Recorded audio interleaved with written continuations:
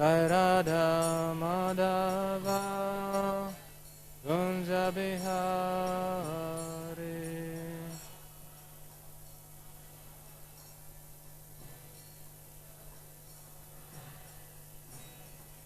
Gopinjana Vallabha Girivaradhari.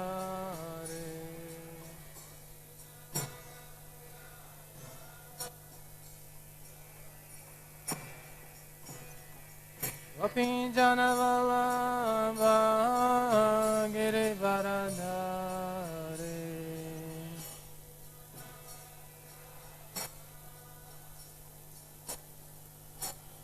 Yashodanandana Brajadanarandana.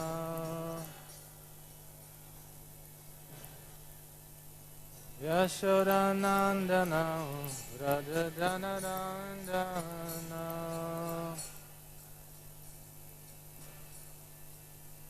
Yamunatira Vanachari.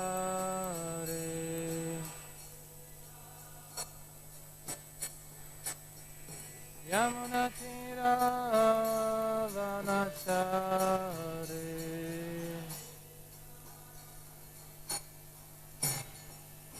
Jaya Radha Madhava Kunja Bihari.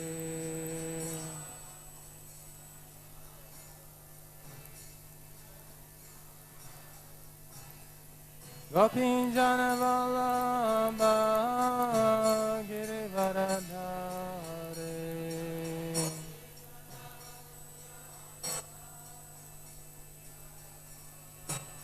Yashodanandana Brajajanarandana.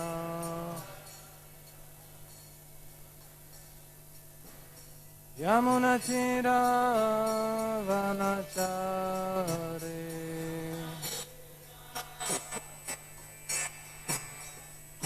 Hare Krishna,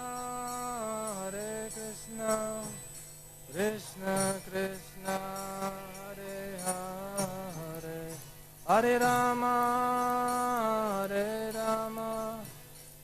Rama Rama, Hare Hare.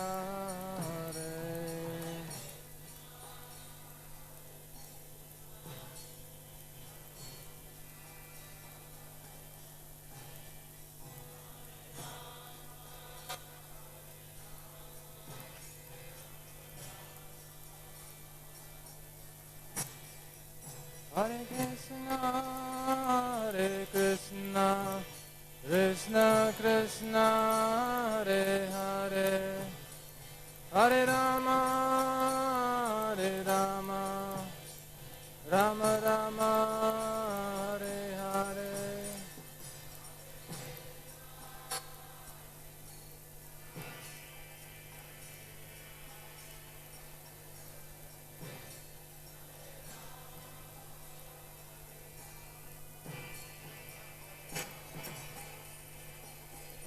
Jaya Jaya Prabhupada, Prabhupada, Jaya Jaya Prabhupada.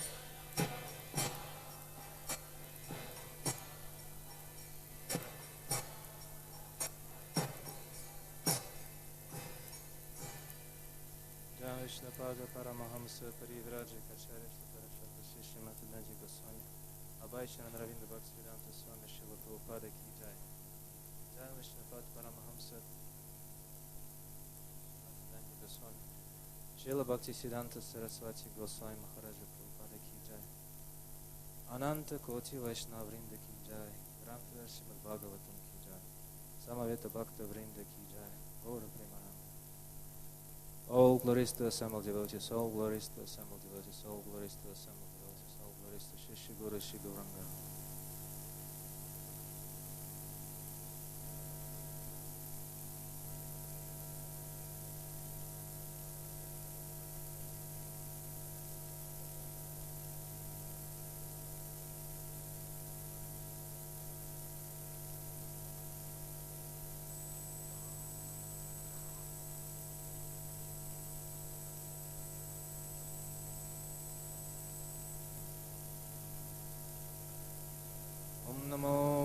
भगवते वासुदेवाय।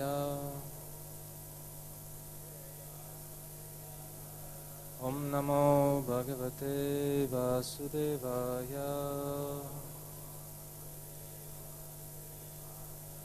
ओम नमो भगवते वासुदेवाय। नारायणं नमस्कृत्य नरं चैव नरोत्तमं देवीं सरस्वतीं व्यासं ततो जयामुदीरयेत् नष्टप्रायेषु भद्रेषु नित्यं भगवतसेवयां भगवत्युत्तमश्लोके Bhaktir-bhavati naistiki. So this morning we're going to read from the 4th canto of Srimad Bhagavatam, chapter 24, text 26. Shrimad Bhagavat का चौथा स्कंद अध्याय 24 श्लोक संख्या 26 है। Satan prapanarti haro. Satan prapanarti haro.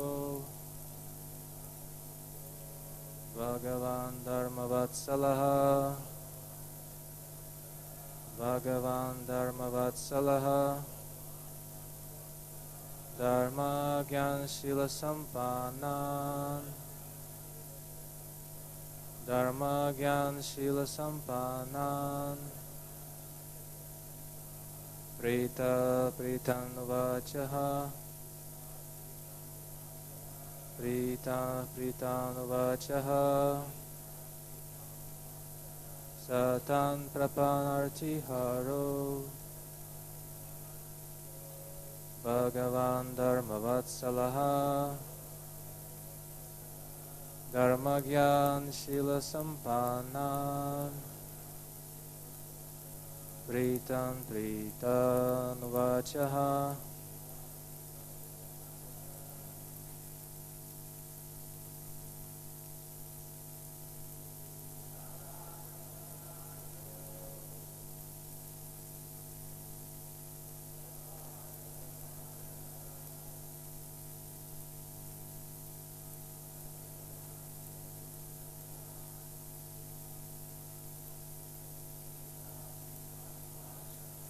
सतान प्रपन्नार्ति हरो भगवान धर्मवत्सलः धर्मज्ञानशील संपन्ना प्रीता प्रीतानुवाचः।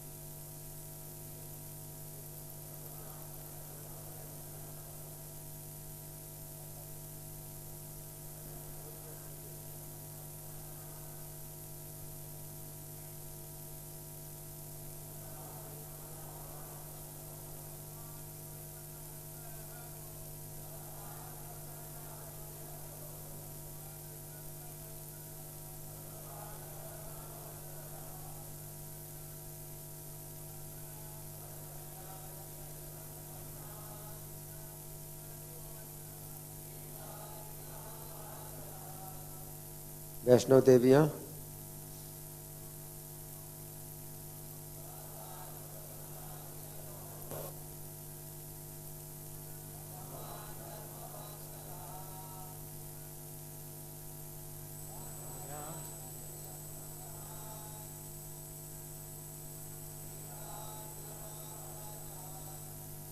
शब्दार्थ बोलिए। सहा शिव जी तान उनको प्रपन्ना आरती हरहा सभी प्रकार के भयों को दूर करने वाले भगवान ईश्वर धर्मवत्सलः अत्यंत धार्मिक, धर्मज्ञान धर्म से अवगत पुरुष, शील संपन्नान अत्यंत सदाचारी, प्रीतः प्रसन्न होकर, प्रीतान अत्यंत भद्र आचरण वाला,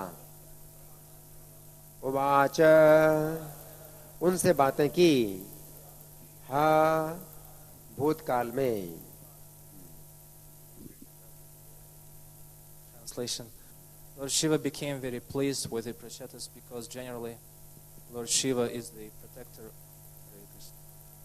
of pious persons and persons of gentle behavior. Being very much pleased with the princess, he began to speak as follows. अनुवाद है, शिव जी प्रचेताओं से अत्यंत प्रसन्न हुए क्योंकि सामान्यतः शिव जी पवित्र तथा सदाचारी पुरुषों के रक्षक हैं। राजकुमारों से अत्यंत प्रसन्न होकर वे इस प्रकार बोले। Purport by His Divine Grace A.C. Bhaktivedanta Swami Srila Prabhupada. The Supreme Personality of Godhead Vishnu, Krishna, is known as Bhakta Vatsala, and herein we find Lord Shiva described as Dharma Vatsala. Of course, the word Dharma Vatsala refers to a person who lives according to religious principles. This is understood. Nonetheless, these two words have additional significance. Sometimes Lord Shiva has to deal with persons who are in the modes of passion and ignorance. Such persons are not always very much religious and pious in their activities, but since they worship Lord Shiva for some material profit, they sometimes obey the religious principles. As soon as Lord Shiva sees that his devotees are following religious principles, he blesses them. The Prachetas, sons of Prachina Barhi, were naturally very pious and gentle, and consequently Lord Shiva was immediately pleased with them. Lord Shiva could understand that the princes were sons of Vaishnavas, and as such, Lord Shiva offered prayers to the Supreme Personality of Godhead as follows. तात्पर्य प्रभुपाद जी के द्वारा, भगवान विष्णु या कृष्ण भक्त वत्सल कहलाते हैं। यहाँ पर शिव जी को धर्म वत्सल कहा गया है। धर्म वत्सल उस व्यक्ति का द्योतक है जो धार्मिक नियमों के अनुसार जीवन बिताता है। फिर भी इन दो शब्दों का अतिरिक्त महत्व है। कभी कभी शिव जी का पाला ऐसे व्यक्तियों से पड़ता है जो रजोगुणी तथा तमोगुणी होते हैं। ऐसे व्यक्ति सदैव ही धार्मिक नहीं होते और उनके कार्य ही पवित्र होते हैं। चूंकि वे भौतिक लाभ से वशीभूत होकर शिव जी की उपासना करते हैं, अतः कभी कभी वे धार्मिक नियमों का पालन करते हैं। जब शिव जी देखते हैं कि उनके भक्त धर्मानुसार चलते हैं तो वे उन्हें आशीर्वाद दे देते हैं। प्राचीन मरीहि के पुत्र प्रचेतागण स्वभाव से अत्यंत पवित्र एवं भद्र थे, अतः शिव जी उन पर तुरंत प्रसन्न हो गए। शिव जी समझ गए कि ये राजकुमार किसी वैष्णव के पुत्र हैं, अतः शिव जी ने पूर्ण पुरुषोत्तम भगवान की इस प्रकार प्रार्थना की। Satan prapanarti haro bhagavan dharma vatsalaha dharma gya shila sampanah pritah pritan uvachaha. Lord Shiva became very pleased with the Prachetas because generally Lord Shiva is the protector of pious persons and persons of gentle behavior. Being very much pleased with the princess, he began to speak as follows. अनुवाद फिर से, शिव जी प्रचेताओं से अत्यंत प्रसन्न हुए क्योंकि सामान्यतः शिव जी पवित्र तथा सदाचारी पुरुषों के रक्षक हैं। राजकुमारों से अत्यंत प्रसन्न होकर वे इस प्रकार बोले।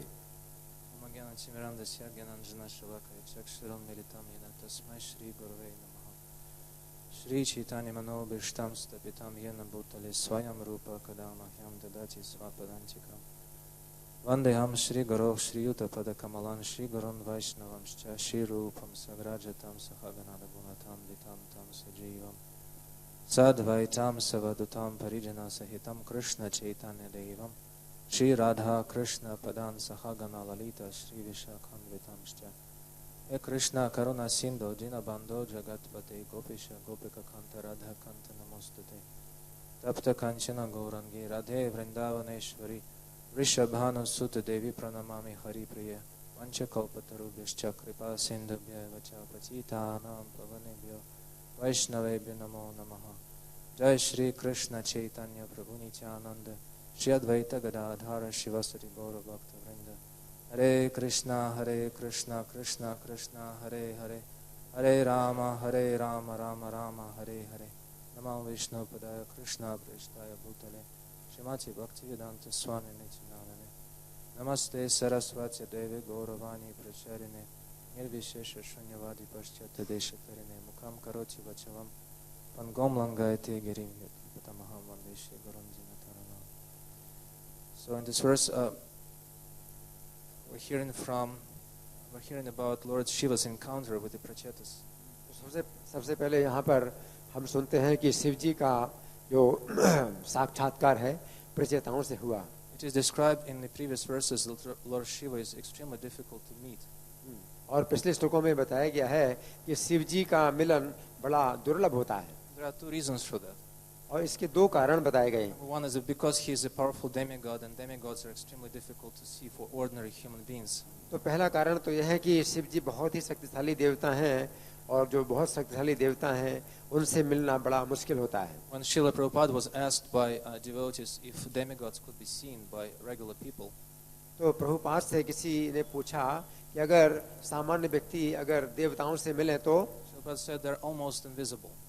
तो प्रभुपाद ने कहा कि जो देवता हैं वो लगभग अदृश्य होते हैं। Besides, they have mystic powers that allow them to hide themselves when they don't want to be seen.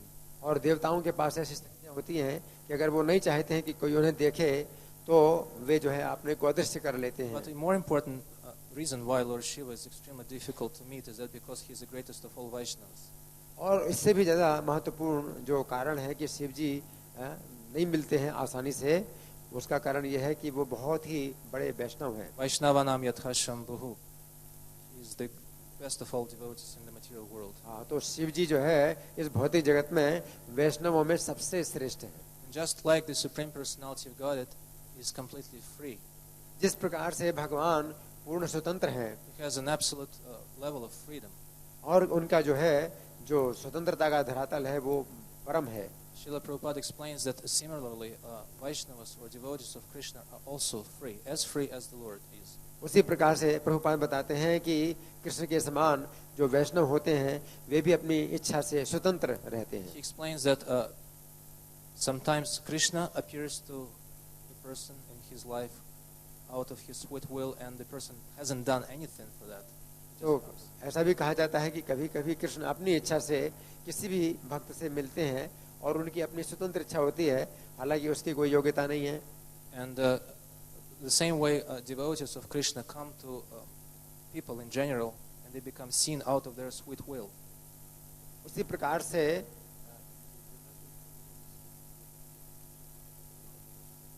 प्रकार से जो भक्त लोग भी हैं सामान्य जनता में अपनी इच्छा के अनुसार किसी से भी मिलते हैं। And Srila Prabhupada continues to explain that even if a person doesn't do anything, Krishna or devotees can come into his or her life. तो प्रभुपाद ये समझाते हैं कि हो सकता है किसी व्यक्ति ने कुछ नहीं किया हो, लेकिन कृष्ण या वैष्णव उससे मिलते हैं अपनी इच्छा से। Or sometimes people do a lot.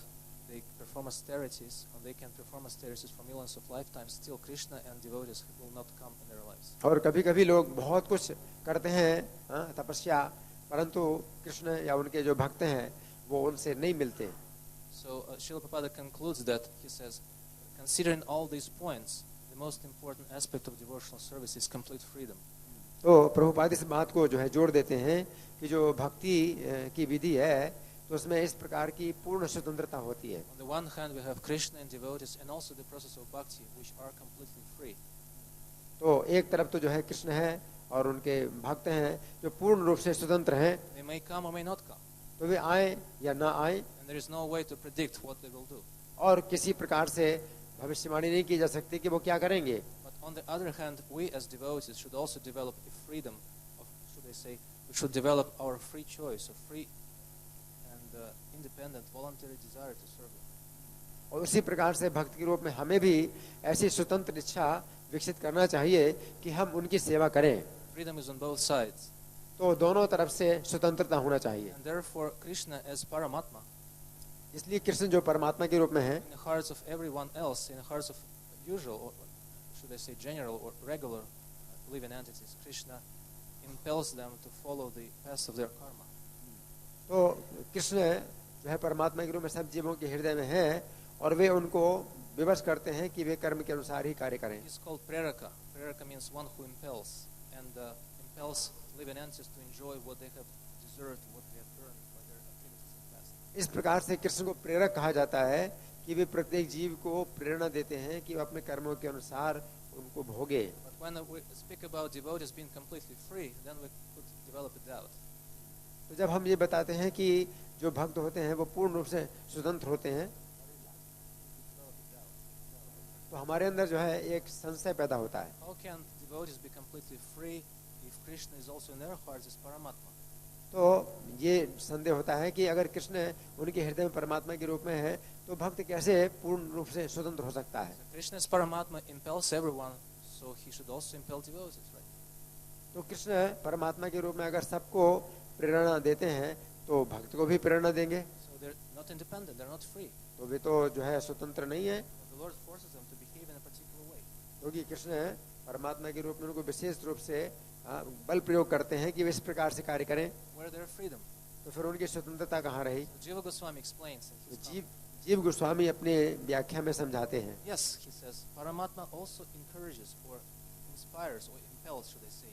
He impels devotees to act in a particular way.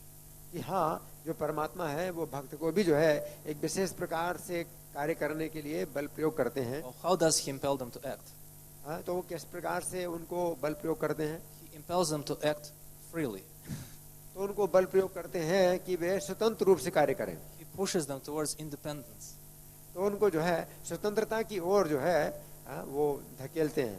Just like a father, he impels the child to walk on his own. जैसे कि पिता होता है तो बच्चे को जो है वो बल प्रयोग करता है कि अपनी स्वतंत्रता से चले.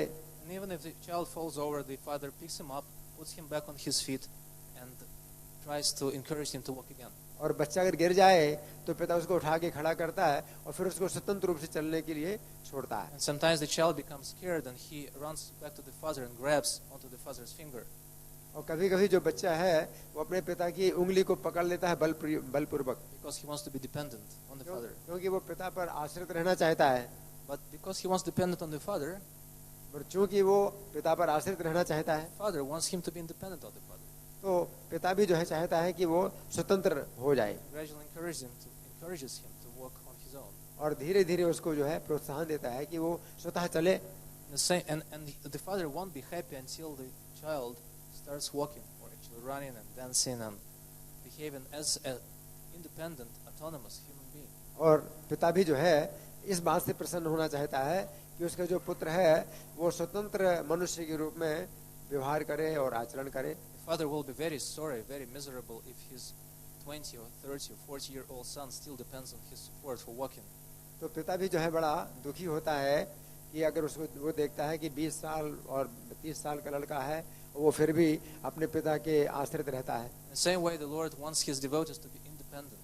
उसी प्रकार से भगवान भी अपने भक्त को चाहते हैं कि वे स्वतंत्र हों. He empowers them for even a greater degree of independence than himself. और यहाँ तक कि अपनी स्वतंत्रता के धरातल से भी ज्यादा स्वतंत्रता के धरातल पर अपने भक्त को भगवान लाते हैं. Why? Because he wants them to distribute him, Krishna, in this material world to whoever they want. क्योंकि कृष्ण चाहते हैं कि उनका जो भक्त है वो कृष्ण का दान करे अपनी स्वतंत्र इच्छा से किसी को भी. And even if people approach Krishna and pray to him, he tells them, "You go through my devotees, then I will listen to your prayers." यहाँ तक कि कोई व्यक्ति कृष्ण के पास अगर जाता है तो कृष्ण चाहते हैं कि वो उनके भक्त के पास जाए और भक्त ही निर्णय करेगा. And like when Durvasa Muni came running to Krishna in Vaikuntha, जिस समय दुर्वासा मुनि वैकुंठ में कृष्ण के पास आए asking for his life to be spared of the Sudarshan Chakra heat. और वो प्रार्थना कर रहे थे कि अब मेरे जीवन की रक्षा कीजिए.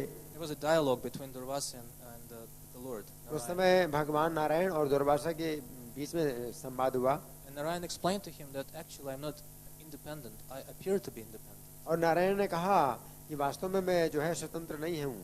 But actually I'm dependent on my devotees. वास्तव में तो मैं अपने भक्तों पर आश्रित हूँ. They are independent of me, but I am dependent on them.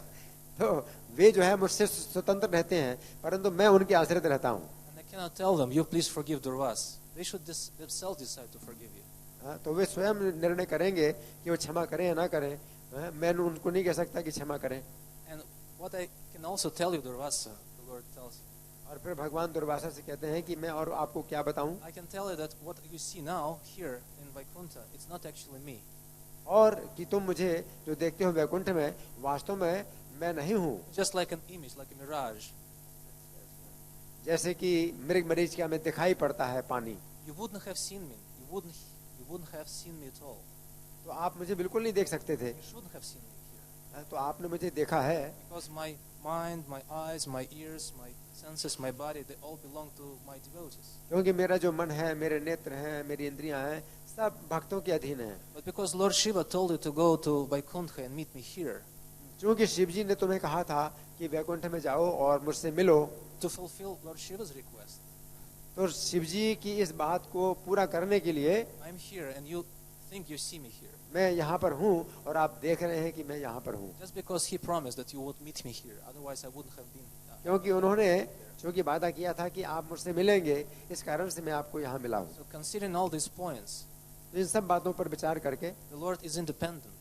तो भगवान स्वतंत्र हैं, But his most important aspect of independence and self-sufficiency, the most important aspect of तो उनका जो है, जो सबसे अधिक स्वतंत्रता का जो लक्षण है वो ये है is that he depends on his devotees. कि वे अपने भक्त पर आश्रित रहते हैं। That's what Prabhupada writes, it's not my word. तो ये है जो प्रभुपाद ने बताया है, ये मेरे शब्द नहीं है।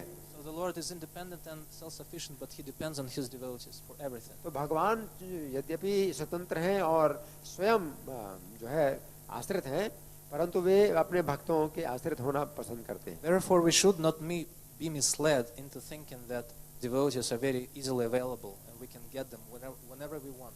इसलिए हम जो है भ्रमित ना हो और ऐसा ना सोचें कि भक्त जो है जहाँ चाहें वहाँ हमें मिल जाएंगे। If we offend the devotees, then we can lose their association and we'll never get it again.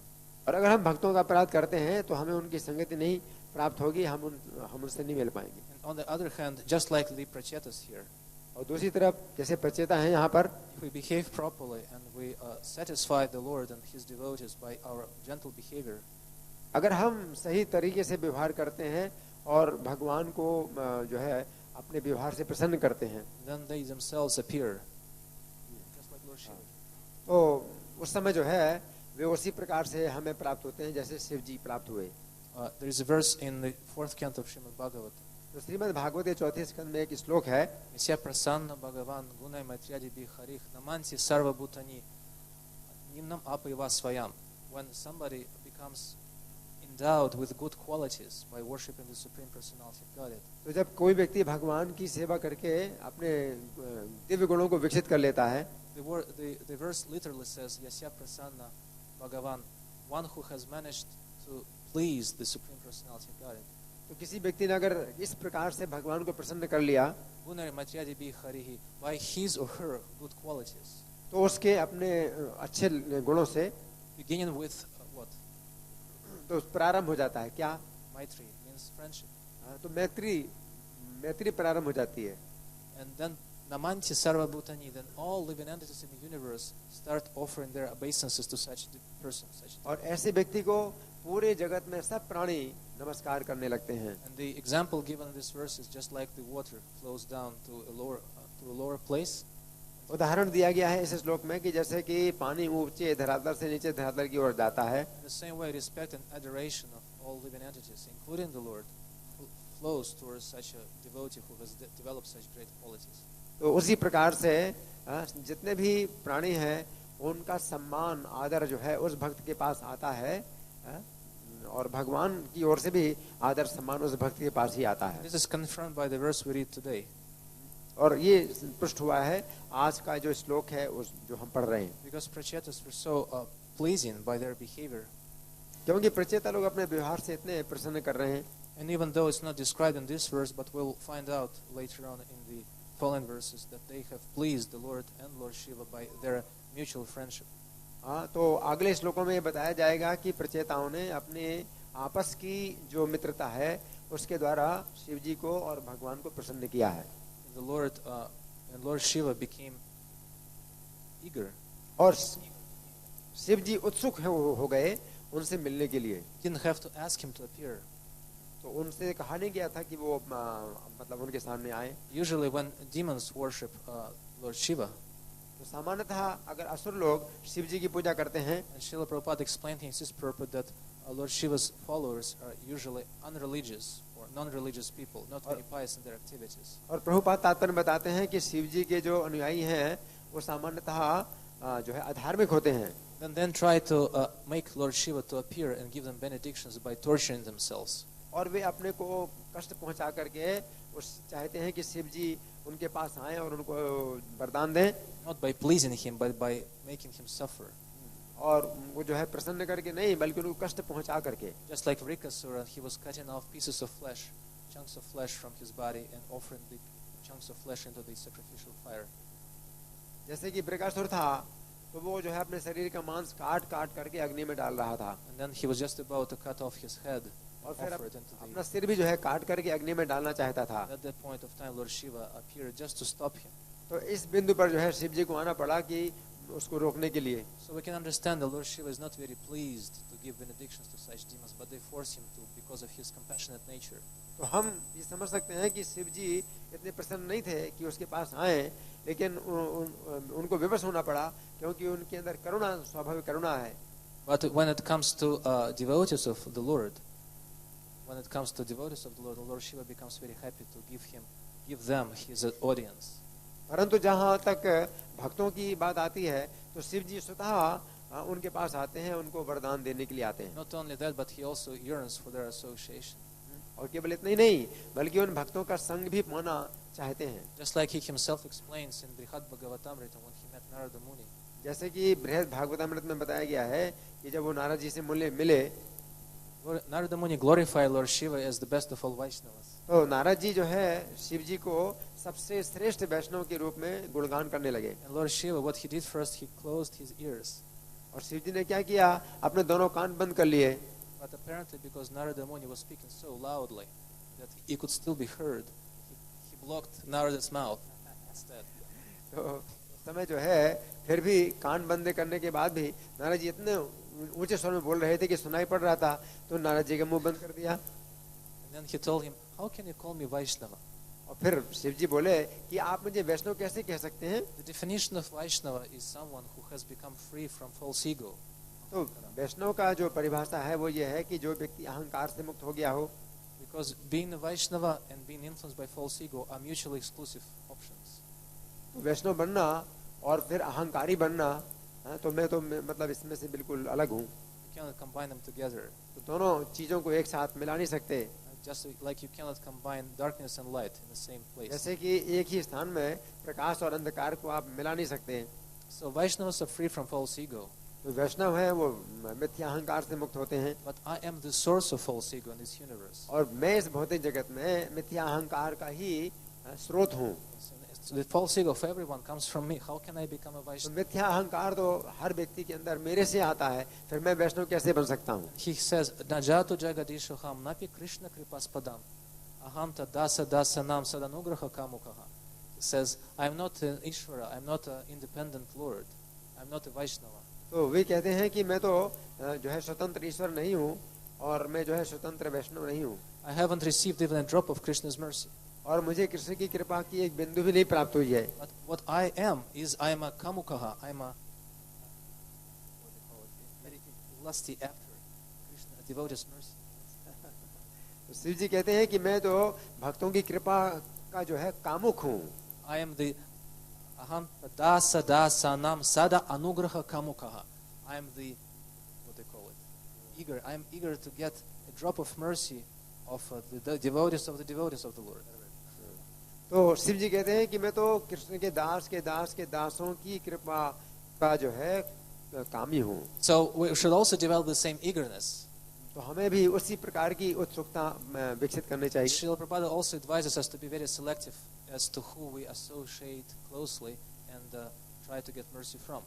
Srila Prabhupada जो है हमें ये भी सावधान करते हैं कि हमें जो है चुनाव करना चाहिए कि हमें किसकी कृपा पानी है। Because on the one hand, everyone is a devotee, because everyone Jivara Swarupa Hoya Krishna Ranitya Das. तो एक तरफ तो ये है कि हर कोई भक्त है क्योंकि प्रत्येक जीव का स्वरूप है कृष्ण का दास, But on the other hand, the real devotees live in the spiritual world. और दूसरी तरफ ये बात है कि जो भक्त हैं वो तो आध्यात्मिक जगत में रहते हैं, There's a whole range of devotees, starting from the lowest level to the highest level. और यहाँ पर तो जो है सबसे निम्न स्तर के भक्त से लेकर के सबसे ऊंचे स्तर के भक्त की जो है पूरी मतलब ये यहाँ पर सब मिले हुए हैं। So how do we know whose mercy should we aspire for? तो फिर हम कैसे जाने कि किसकी कृपा हमको पानी चाहिए? So the Acharyas and Srila Prabhupada explain तो जो आचार्य हैं श्रील प्रभुपाद हैं समझाते हैं that the minimum level of attitude towards every living entity is respect. तो जो प्रत्येक जीव के प्रति जो अपना जो है सामान्य व्यवहार है वो है सम्मान करना, And respect is the best and surest way to get the mercy of everyone. और जो सम्मान है ये सबसे अच्छा कारण होता है कि हमें सबकी कृपा प्राप्त हो। Now we have to explain what respect is. अब हमें समझाना है कि सम्मान क्या होता है। So Jiva Goswami explains that respect is, I can explain, तो जीव गोस्वामी समझाते हैं कि इस सम्मान क्या होता है।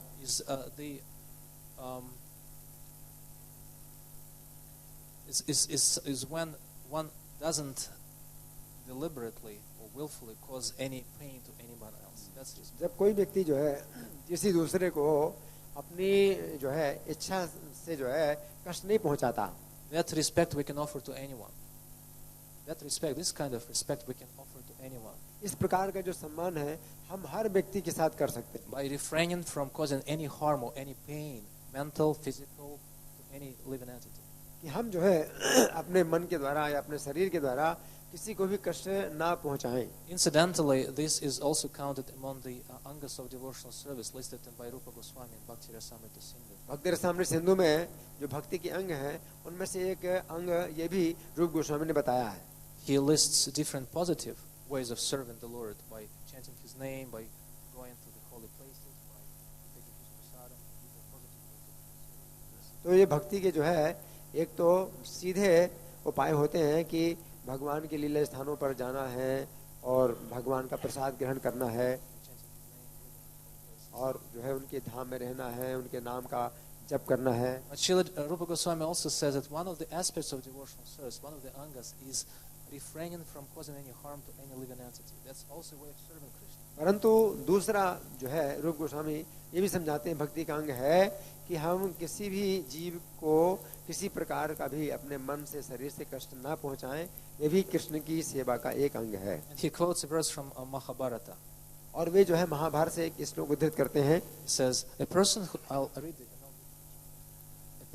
who does not disturb or cause a painful action in the mind of any living entity, who treats everyone just like a loving father does his children, whose heart is so pure, certainly very soon becomes favored by the Supreme Personality of Godhead.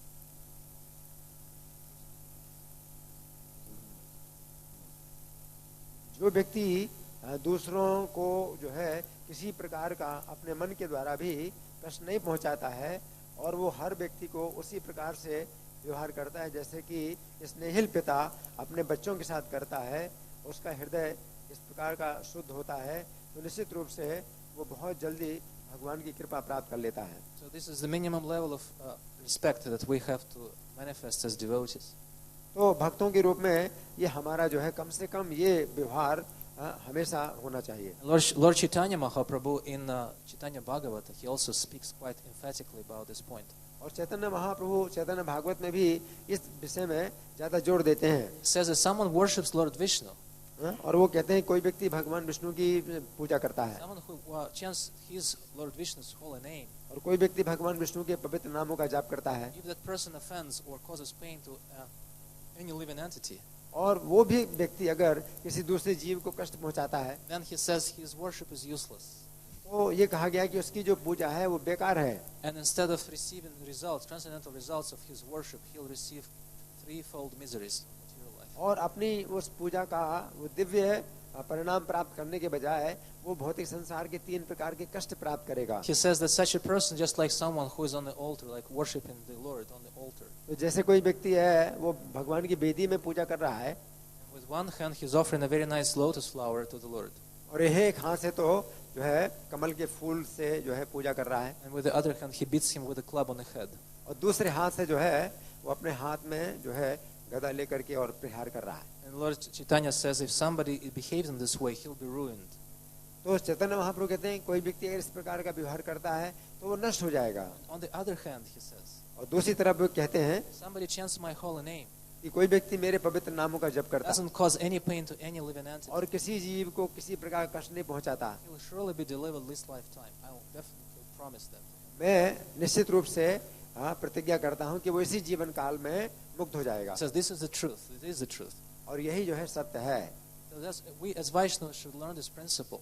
तो हम वैष्णवों के रूप में इस सिद्धांत को समझें Because the basic principle, the basic, should I say, qualities of sadhana bhakti that are described by Srila Rupa Goswami in the Nectar of Devotion.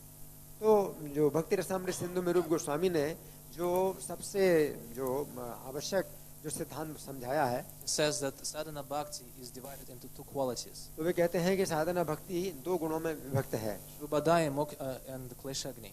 तो शुभदा और क्लेशग्नि। Shubhada means that bhakti, even at the very initial stages, endows a person with all auspiciousness. तो शुभदा का मतलब है कि भक्ति प्रारंभिक अवस्था में भी व्यक्ति को शुभ प्रदान करती है। Kleshagni means that bhakti, from the very first steps on this path, removes pain and suffering from the life of a devotee. और क्लेशग्नि का मतलब है कि भक्ति प्रारंभ में ही व्यक्ति को के जो है कष्टों को दूर करती है। And then Srila Rupa Goswami explains the quality of Shubhada. और फिर रूप गोस्वामी जो शुभदा का गुण है उसको समझाते हैं। Says Shubhada is divided into 4 divisions. Shubhada का जो है 4 प्रकार से विभाजन होता है। Shubhani Prinanam Sarva Jagatam Anuraktata Shat Gunach Sukham Iti Adi.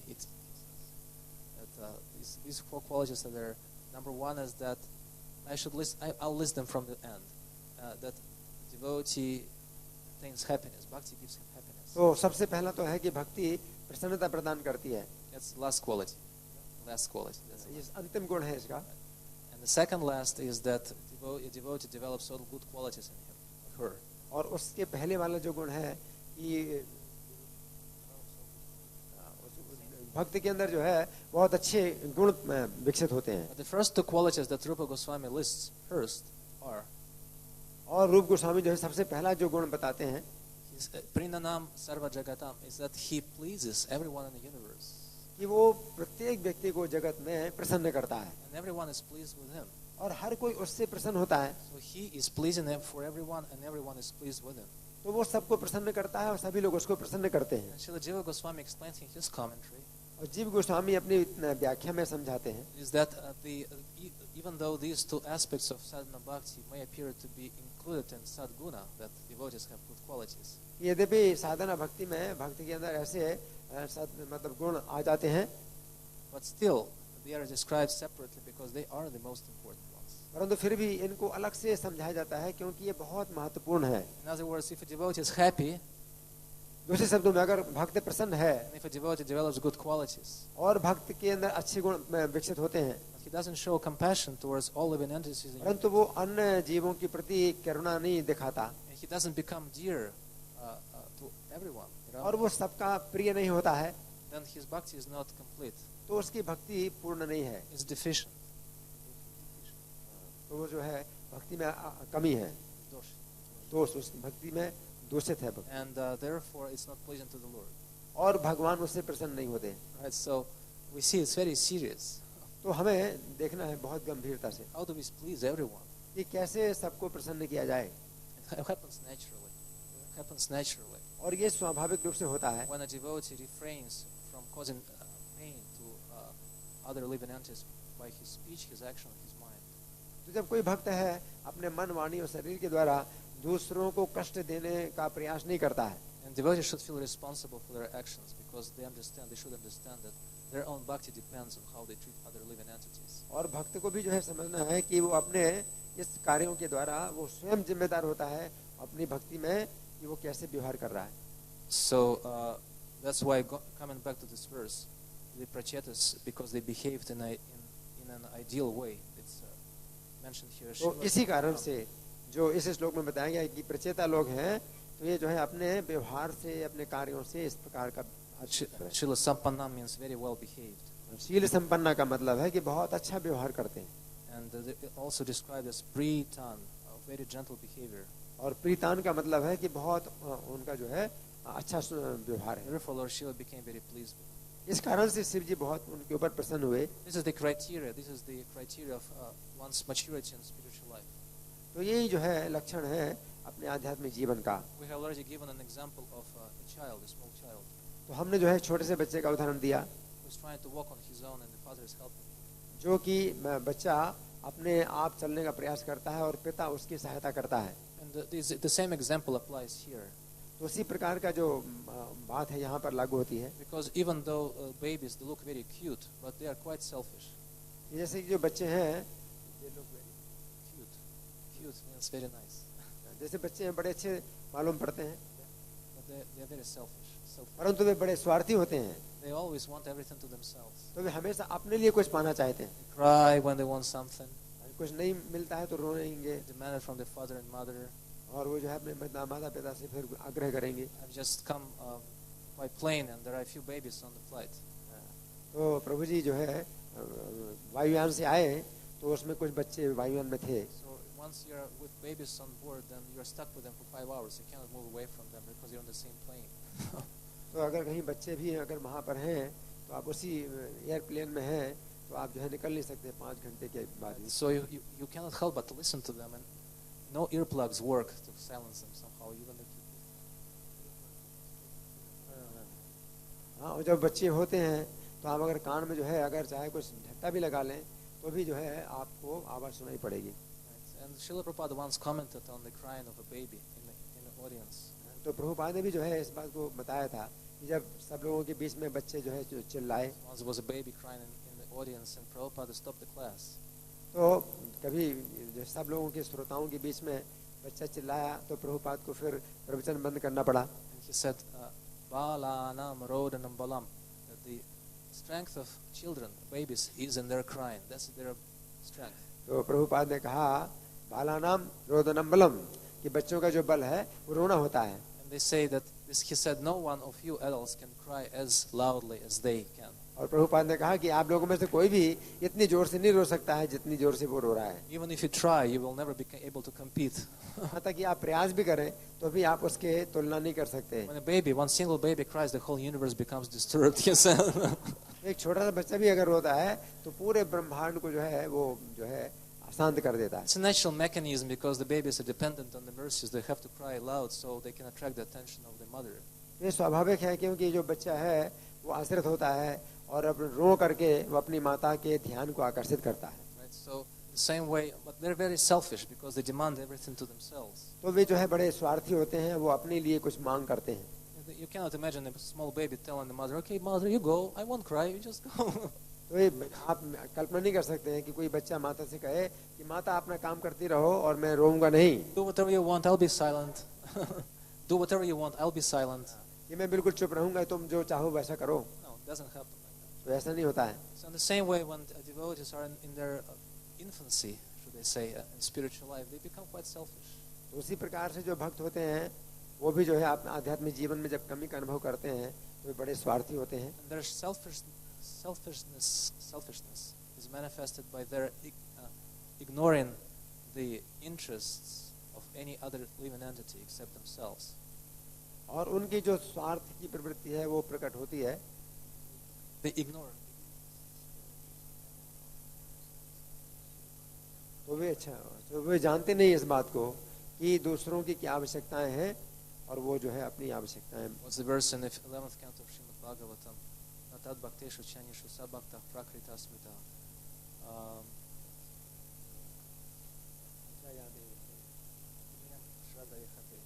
Archayam eva charaya. Thank you. Archayam eva charaya pujam yashrada yechate. Natad bhakteshu chanishu sabhakta prakrita smita. So the verse literally says, Archayam eva charaya. He worships the Lord. Archayam. तो श्रीमद् भागवत के 11वें स्कंद में बताया गया है ऐसा भक्त कि वो भगवान के जो अर्चा विग्रह है उसमें पूजा की भावना करता है। Eva, only the Lord, nobody else. केवल उनकी प्रति पूजा की भावना करता है और किसी के प्रति नहीं। Pujam yashrada yechate. He has faith in the puja that he offers. तो उसकी श्रद्धा होती है कि वो पूजा करे अर्चा विग्रह की। not tad bhakteshu, chanishu, but he doesn't worship, he doesn't offer the same respect, the same worship, or the same attention or love to devotees and anishu and other living entities. परंतु वो उसी प्रकार की जो भावना है पूजा की, सेवा की, वो जो है दूसरे भक्तों के प्रति या दूसरों जीवों के प्रति नहीं कर रखता. So Bhakta Prakrita Smritaha, this devotee is in his or her infancy. He is still a small baby. तो वो जो है प्राकृत धरातल पर है, वो भक्त जो है बच्चे के धरातल पर है, प्राकृत धरातल पर है. Srila Jiva Goswami says something very interesting in this connection. और इस संबंध में जीव गोस्वामी बहुत ही रोचक बात बताते हैं. That Srila Prabhupada repeats in different classes and commentaries. और इसी बात को प्रभुपाद अलग-अलग प्रवचनों में, अलग-अलग व्याख्याओं में समझाते हैं. Such a devotee who hasn't learned how to respect other living entities. तो कोई भक्त है अगर उसने सीखा नहीं कि दूसरे भक्तों के साथ कैसे व्यवहार किया जाए, And especially hasn't learned how to respect devotees of Krishna. और विशेष रूप से कृष्ण के भक्तों का कैसे सम्मान किया जाए, Jiva Goswami says he is useless for preaching. Useless. तो जीव गोस्वामी कहते हैं कि वो व्यक्ति जो है प्रचार करने के बिल्कुल लायक नहीं है. Just like a baby is useless for caring for other people. He जैसे cannot कि care for बच्चा other होता people. है तो बच्चा जो है बिल्कुल लायक नहीं होता है कि दूसरों की देखभाल करेगा, He cannot care because he is selfish. क्योंकि वो स्वार्थी है तो वो दूसरों की देखभाल नहीं करेगा. He has to be cared for. तो उसकी देखभाल होनी चाहिए. The same way devotee who hasn't learned how to respect devotees of Krishna and other living entities is useless for preaching. उसी प्रकार से कोई भक्त अगर दूसरे भक्तों का सम्मान नहीं करता है तो प्रचार करने के लायक बिल्कुल नहीं है. Why? Because the only way to preach to other living entities, the only way to preach to them, क्योंकि वो जो है वो जानता ही नहीं है कैसे प्रचार करना है the दूसरों only way को. केवल एकमात्र उपाय यही है प्रचार करने का is to show them the example कि अपना उदाहरण वो दिखाए, of such pure conduct, such pure behavior, ऐसे शुद्ध व्यवहार का उदाहरण दिखाए, and such strong attachment to Krishna and devotees, और कृष्ण के प्रति उनके भक्तों के प्रति अपनी आसक्ति दिखाए that they won't have any other choice but want to become like you. कि वे लोग भी जो है आपके जैसे बनना चाहेंगे और कोई दूसरा उनका चुनाव नहीं होगा. Danteni dayatrina kat padayorni patyam kritvacha kakusatam etavaham bravami hesadava sakalameva vihaya dura citanya chandra charane kurutanu ragam. Prabodhananda Saraswati Thakur says in the shloka. तो प्रबोधानंद सरस्वती ठाकुर एक श्लोक में कहते हैं, It's a manual. The shloka is a manual for preaching. तो ये श्लोक जो है प्रचार करने का एक वो है आदर्श. He shows how to preach Lord Chaitanya's message. तो वो बताते हैं कि श्री चैतन्य का संदेश कैसे प्रचार किया जाए. Danteni dayatrina kat by holding a piece of straw between the teeth. दांतों में तिनका रख करके Kritvacha kakusatam, and by speaking thousands of sweet words, very और pleasant and respectful words, मधुर शब्दों का प्रयोग करते हुए very respectful words. और बहुत ही बड़े सम्मान पूर्वक शब्दों का प्रयोग करते Gives the हैं. example how you should speak. तो ये उदाहरण है कि कैसे आपको बोलना है. Sadhava, O sadhu, or great saint, तो हे साधु, who's endowed with all good qualities. आपके अंदर तो सब प्रकार के अच्छे गुण हैं. And Srila Prabhupada explains, और प्रभुपाद समझाते हैं when we approach devotees like that, कि हम ऐसे भक्तों से जब जो सामान्य व्यक्तियों से जब हम इस तरह मिलते हैं, when we approach them and address them like that, तो जब हम उनके पास जाते हैं, उनसे बात करते हैं, then they become disposed, they become very eager, or what's the word I'm looking for? They become favorably disposed towards us. हाँ, तो उस समय वे जो है वो भी खुल करके हमसे बात करते हैं. And he said, Prabhupada says, yes, I'm sadhu, at least someone has recognized me as such.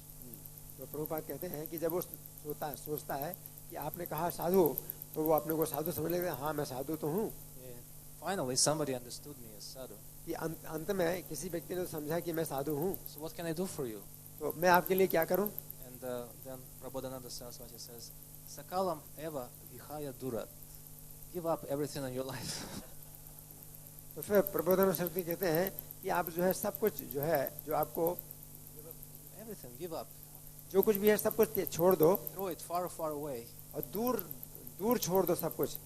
Chaitanya Chandra Charane Kurutanu Ragam, and accept Lord Chaitanya's lotus feet. Shri Chaitanya के चरण कमलों को स्वीकार करो, उनका अनुराग करो. Maybe we shouldn't take it very literally, like shouldn't apply this verse too literally.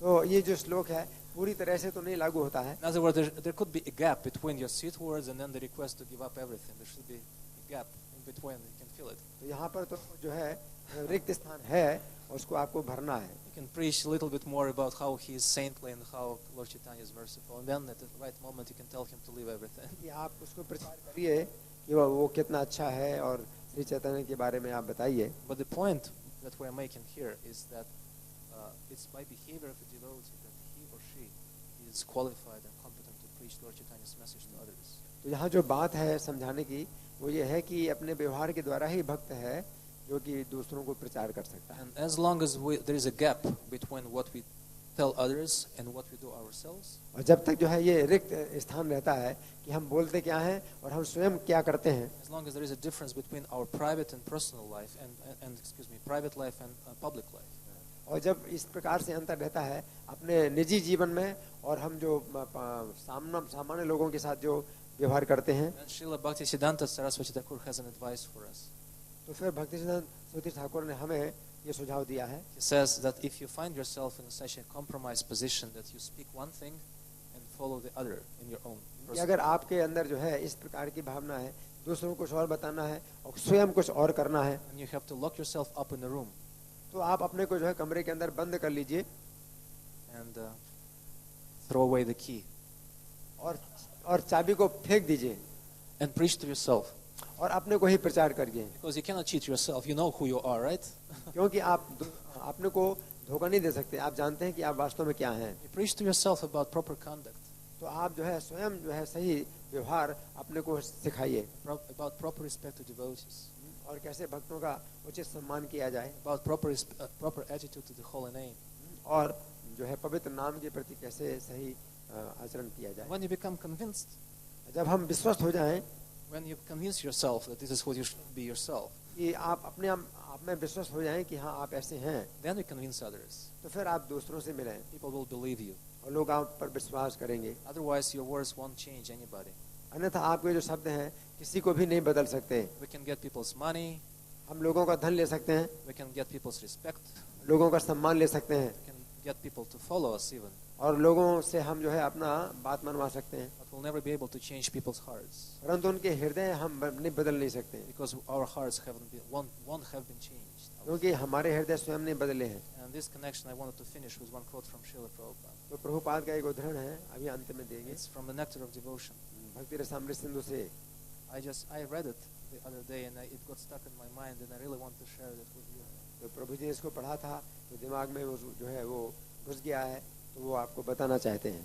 And the Prabhupada says it's a Nectar of Devotion. I think it's the 9th chapter. 9. अध्याय 9 है भक्ति रसामृत सिंधु का. And Srila Prabhupada says Chaitanya Mahaprabhu has recommended that everyone chant the Hare Krishna mantra just to cleanse the dust from the heart. तो चैतन्य महाप्रभु ने अनुमोदन किया है कि हर व्यक्ति हरे कृष्ण मंत्र का जप करे ताकि उसके हृदय की जो धूल है वो दूर हो जाए. If the dust of the heart is cleansed away, then one can actually understand the importance of the holy name.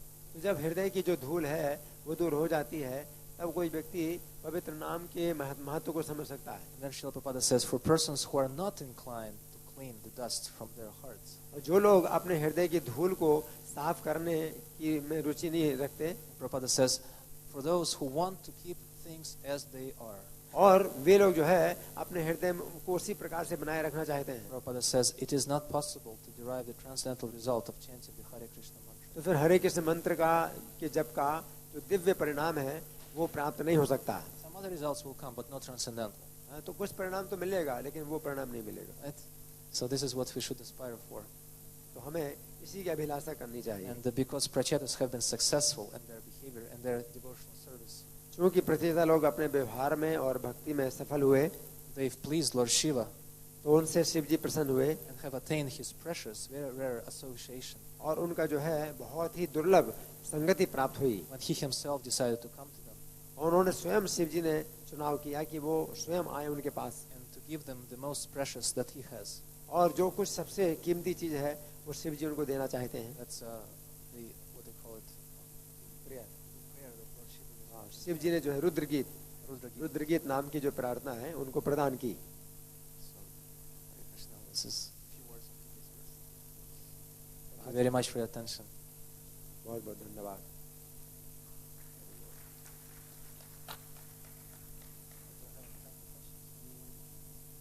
किसी को प्रश्न? Hare Krishna, Puri. Very nice, Puri. Puri, I want to ask that you have told that initially we are selfish in our bhakti, and at the same, so we forget the other devotees or respect or their service. So how to correct it? What is the right way? We're selfish and how to overcome, how to grow. The one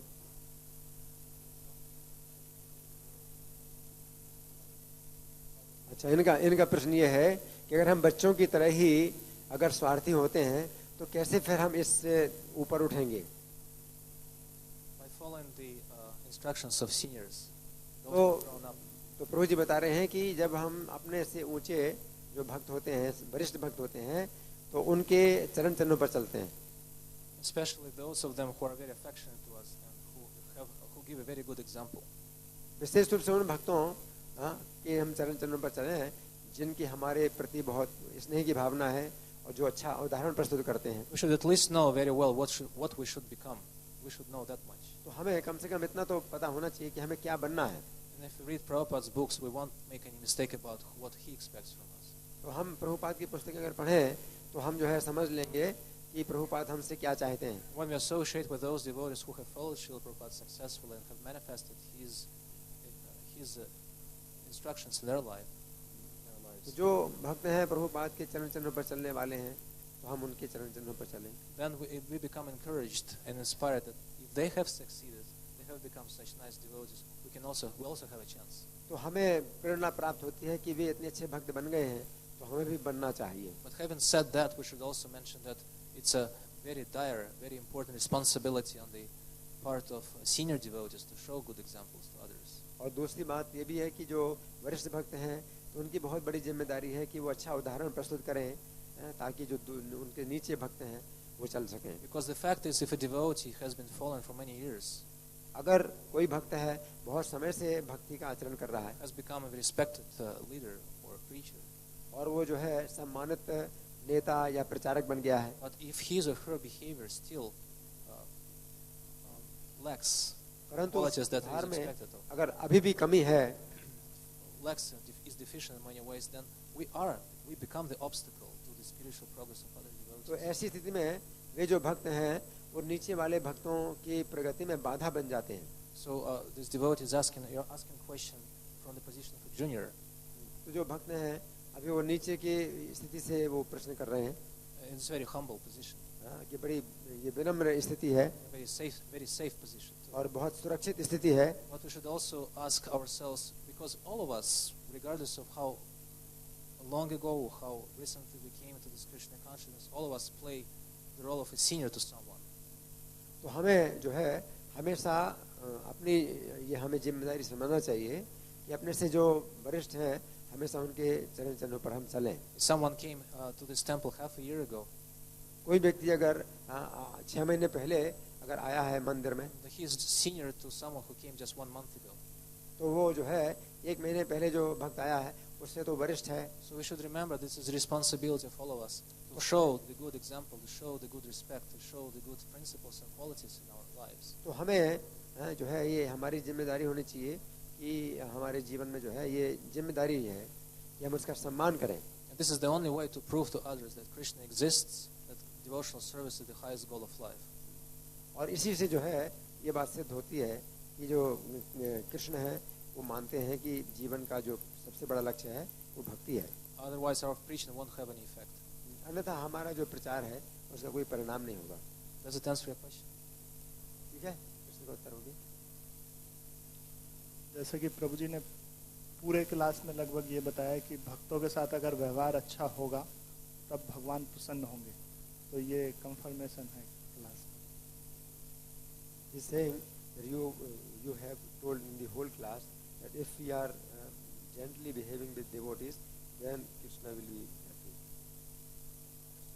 No, commented that this is only the devotees. Well, there are so many other items of devotional service, but this is इसके अलावा और भी दूसरे भक्ति के अंग हैं, But this is what Krishna considers to be the criteria of devotee's maturity in spiritual life. परंतु भक्त का जो है, जो परिपक्वता है, वो जो है विशेष लक्षण ये इस बात का है। Mataji has the question. माता जी का प्रश्न है, हरि बोल। हैंड माइक है, hand mic.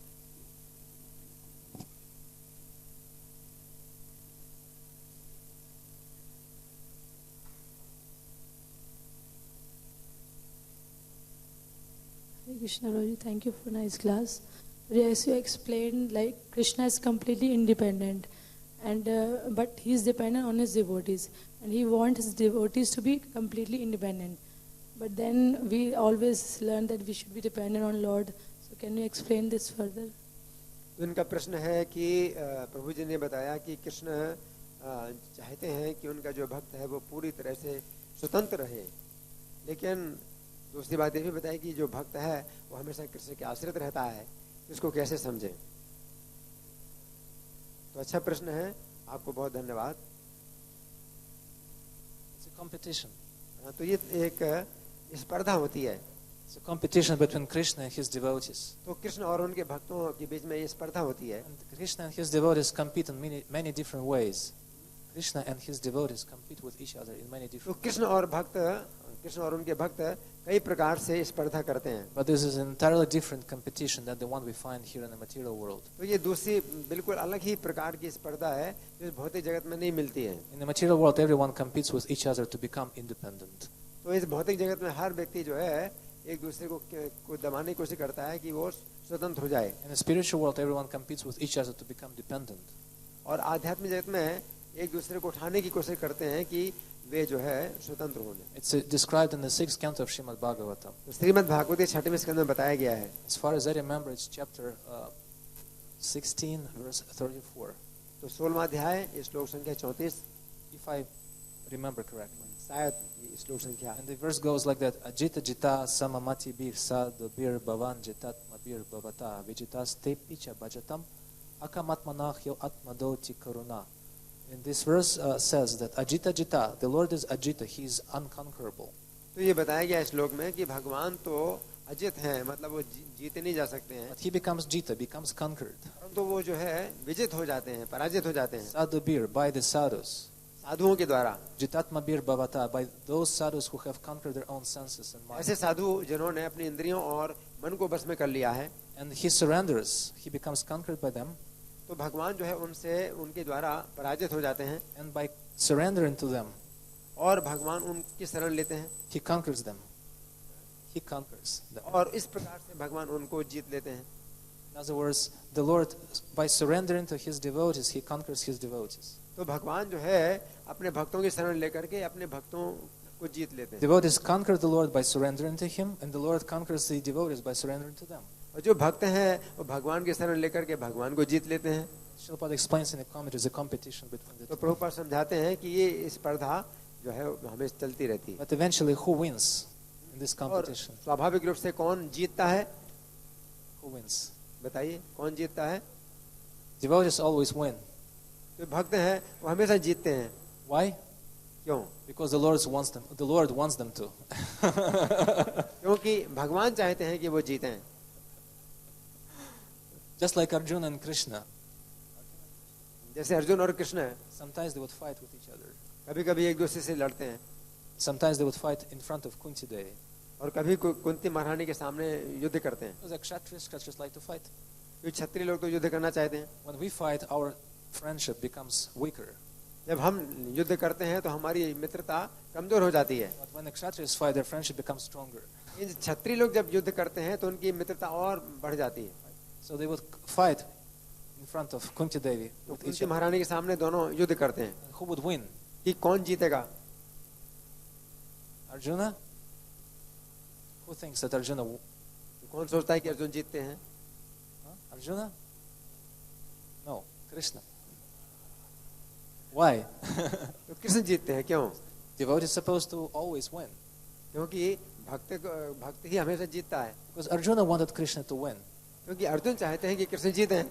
So Krishna would surrender to Arjuna and win. तो कृष्ण अर्जुन को जो है समर्पित हो जाते हैं। So this is the example. This is what they call it, the sample of relationships in the spiritual world.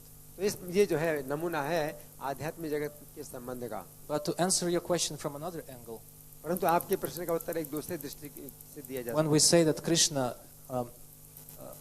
the highest aspect of his, the most important aspect of his independence or self-sufficiency is that Krishna का जो है सबसे महत्वपूर्ण जो पक्ष है वो है कि वो पूर्ण स्वतंत्र हैं he depends on his devotee. That's the most important aspect. और फिर वो अपने भक्त पर आश्रित हैं, तो ये उनका बहुत महत्वपूर्ण पक्ष है। In other words, the most important aspect of his self-sufficiency is that he depends on his devotees. तो वे जो है स्वयं जो है पूर्ण है अपने आप में। इसका लक्षण ये है कि वो अपने भक्त की आश्रित होते हैं। We can explain it, we can understand that for Krishna, devotees are non-different from him. कि जो कृष्ण है, Are non-different from him. Devotees are non-different from him. तो जो कृष्ण जो भक्त हैं वो कृष्ण से अलग नहीं है। For him, they are him.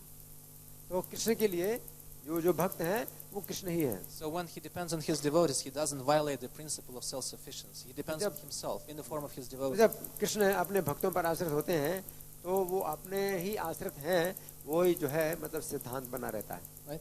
Because for him, his devotees are his heart.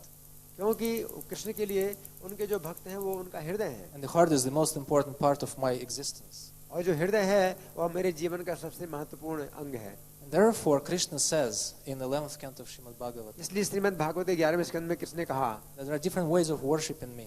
कि अनेक प्रकार से कोई भक्त मेरी पूजा कर सकता है। You can worship me in the sky कोई व्यक्ति आकाश में मेरी पूजा कर सकता by है chanting mantras. मंत्र का जप करके, You can worship me in the cows और कोई मेरी गाय के रूप में पूजा कर सकता है। by giving them nice grass and scratching their. बढ़िया जो है घास खिलाएं, गाय को सहलाएं, You worship me in water by offering water to water. और पानी में भी जो है पानी का जो है दान करके कोई व्यक्ति पूजा कर सकता है। Worship me in the sun. There are so many other places where he can be और worshipped. सूर्य के रूप में पूजा करे, अनेक प्रकार से। He can also worship me in all living entities और सभी जीवों में भी वो मेरी पूजा कर सकता है by giving them food कि वो भोजन दे and protecting them. और उनकी सुरक्षा करे। But then he says something very interesting. परंतु Then he says something very interesting. उसके बाद फिर वो कुछ ज्यादा रोचक बात बताते हैं। He says, you can worship me in my devotees. वो कहते हैं कि आप मेरे भक्त में भी मेरी पूजा कर सकते हैं। How?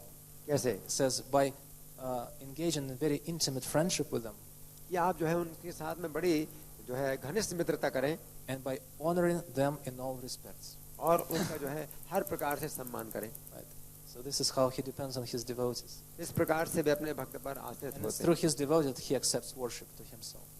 Through his devotees. और अपने भक्त के माध्यम से वे जो है उसकी पूजा को स्वीकार करते हैं। Somebody claims himself to be a devotee of Govinda. Somebody claims himself to be a devotee of Govinda, तो कोई व्यक्ति जो है दावा करता है कि मैं गोविंद का भक्त हूँ, but doesn't worship his devotees. परंतु उनके भक्त की पूजा नहीं करता। Then Krishna says, he is not my devotee. तो फिर कृष्ण कहते हैं कि ये मेरा भक्त नहीं है। He is a devotee, but not my devotee. तो कृष्ण कहते हैं वो भक्त है लेकिन मेरा भक्त नहीं है। He has a special separate deity. He has a special devata that he तो worships. उसका जो है कोई विशेष देवता है, कोई जो भक्त है उसका।